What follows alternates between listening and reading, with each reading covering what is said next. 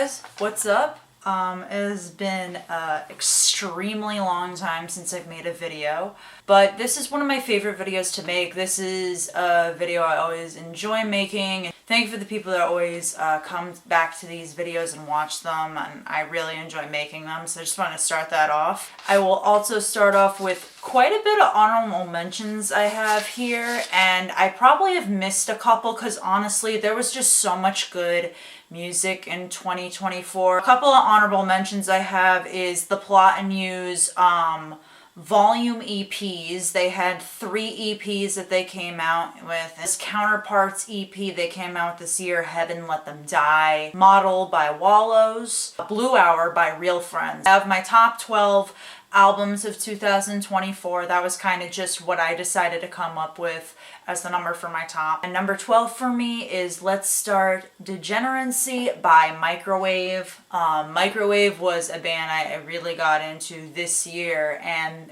which happened to have their new record came out, and that was kind of the first full-length record by Microwave that introduced me to the band. And it's funny because it's so sonically different than their previous records. There's a lot of atmosphere. They definitely play along with space, and there's a lot of really cool psychedelic grooves and chill vibes. And it still has some of the punchy, angsty side of them, like from their past work with a couple of the singles that came out.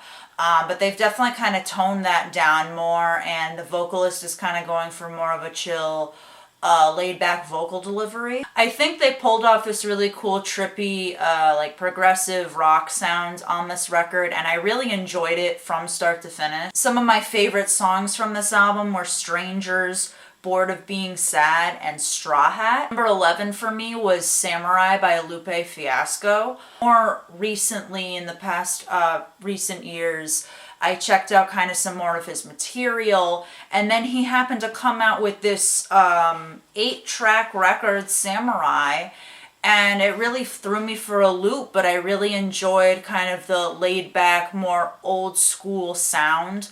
There's a lot of really good lyrics. And even for it being a short record with 8 tracks, it is such an easy listen to just put on and mellow out to these songs. I found myself coming back to this thing a lot. Some of my favorite songs on this were Palaces, Samurai, and Cake. Number 10 for me is Hit Me Hard and Soft by Billie Eilish. When it came out, I felt like I really connected with it a lot, and over time, kind of giving it more of a listen, it can be hard to listen to at times just because of how personal some of the lyrics are and how relatable they've felt for me within this recent year. And a lot of this album definitely has some of Billie's best work, some of her best vocal deliveries, as well as some of her best lyrics. There's more lyrical themes on this album that focus on relationships, love, lust, and loss. You get a good amount of funky dance tracks on the album, like Chiro, Lunch, Birds of a Feather. The album does a really good job of playing with space, and I think a huge part of that is Finneas also helping with the production and kind of putting the record together. He's always been an asset to Billie, and it really shows. My favorite tracks off this were Chiro, Blue, The Diner, and The Greatest. Number 9 is GNX by Kendrick Lamar, a completely unexpected record to drop. I mean, I can't, honestly, what a treat for 2024. Kendrick just surprising us kind of with the diss tracks that he released, and then it almost seems like his sound from that is a continuation with this record. The production sounds really crisp, unique. There's so many different types of beats with songs like TV Off, Squabble, and Hey Now. And there was a lot of features on this album of artists that I'm not super familiar with. However, I feel like they were such a great addition to the songs on this album. The only a feature I was familiar with was SZA, which is where you see definitely more of Kendrick's melodic and softer side, with the 2 features with SZA on the track. Both of them have really good chemistry together. Definitely a personal album for Kendrick, as most of him are, but this really focusing on kind of where he's at in his career and reflecting on that, and always striving for success and wanting to be really good at what he does. Him also also paying tribute to West Coast rap and West Coast hip hop and influence. You definitely hear a lot of that mentioned lyrically. And some of my favorite tracks on this were Reincarnated, TV Off, Hey Now, and Heart Part 6. Number 8 for me is Songs of a Lost World by The Cure. I really got into The Cure over the past couple of years, and it's so funny to me because seeing them on their most recent US tour, it was actually called Shows of a Lost World, which didn't really occur to me that they were going to be coming out with a record, and then the record's called Songs of a Lost World. So I thought that was like a really neat connection. Definitely a lot of use of atmosphere and space here. Some influences of some of the older early Cure records on here, kind of like Pornography and Faith. Very booming drums and synth use. Lyrically, a lot of this album focuses on like tragedy with death and going on without people. It's got a very dark, moody vibe, as The Cure, typically does in great fashion. And I feel like this was definitely a strong comeback for The Cure. I haven't personally listened to a lot of their more recent material, besides like a couple songs here and there, but I feel like as a full release and only having just, I believe, 8 or 9 songs on this record, and my favorite songs on this album are Drone, No Drone, A Fragile Thing, and All I Ever Am. Number 7 for me was To Dream of Something Wicked by Matt Koreckis. If you're not familiar with him, he is the lead vocalist of the band Citizen, and he's been coming out with solo music now for almost like 10 years, or almost like a decade, and I was kind of late to the party on checking out his solo stuff, but what I have heard I have really liked, and then found out that he came out with this new record. I feel like overall this album flows really nicely. It almost feels like a storybook, the way it's kind of set up, just with like the little bit of narratives here and there that you hear of like an older man talking. Almost reminds me of like a narrator in like a Disney film. Matt definitely shows some of that angst and power vocally on the record with some tracks, but definitely goes for a more softer approach on the majority of these songs. A lot of this album spoke to me lyrically. It feels like a lot of these songs are stories about like a particular person. It could be like a real person maybe in his life. It almost feels like he's talking about like a particular family member or friend. It's kind of talking about reflecting on your own faults, you're mourning for somebody and grieving for someone as well. For me, I really liked this record. I really felt like it was a very easy listen from start to finish. He's very unique as a solo artist, and you can definitely hear him going for different things on each record, but I overall really enjoyed the vibe on this one. Number 6 is Negative Spaces by Poppy. I didn't actually start getting into Poppy until 2024 when I saw her open for 30 Seconds to Mars, and I heard some of the new singles that were coming out for the record, like New Way Out and They're All Around Us, and it really made me excited to hear a full length from Poppy. I was really impressed with her transition from screaming to singing vocals, especially as she reflects on this record. It's kind of cool. There's like a little bit of everything going on. From industrial to metal to rock and pop. You definitely hear a lot of different influences on this record, like Deftones and Nine Inch Nails. And I really do enjoy the lyrical themes on this album because it's talking about acknowledging those negative things but not letting them get the best of you, and trying to kind of come out of that and not let those things hold you back. And I'm really excited to see her on her upcoming tour. My favorite songs from this were The Center's Falling Out, They're All Around Us, Surviving on Defiance, and New Way Out. Number 5 for me is With You in Spirit by Balance and Composure. I was really excited to get a comeback record from them as a band. This is, the first real full-length record from Balance since they disbanded in 2019, which isn't too long ago, but I'm definitely glad they joined again.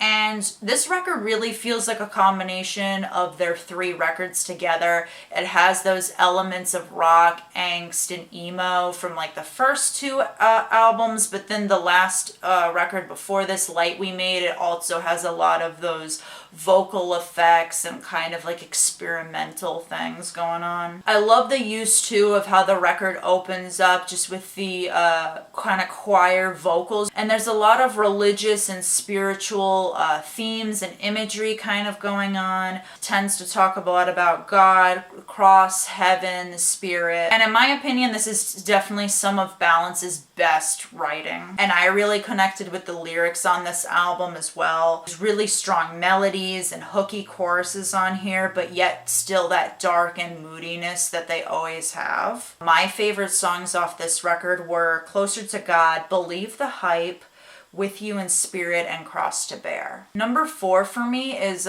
Cowboy Carter by Beyonce. A lot of people kind of labeled this as her country album, and it's not full-on country to me. It definitely leans towards the genre and definitely embraces qualities and symbolism of that as well. And I feel like it's Beyonce's way of showing respect to the genre, but also kind of respecting like where she kind of grew up in the South. Of course, there's a lot of personal songs on here about Beyonce really growing up and her family and starting kind of her career and trying to really stay busy and focused. And I love how this really feels like a full record experience here with all of the little interludes with the guest vocals on the record with like Willie Nelson's Smoke Hours, and then Dolly Parton introducing the cover of Beyonce's Jolene. It just really feels like an entertaining listen from start to finish. It also shows her paying tribute to those country artists, Dolly, Willie, and even Linda Martell, but yet also kind of still having some like trap vocals and dance songs as well. She also did some ballad type stuff on here.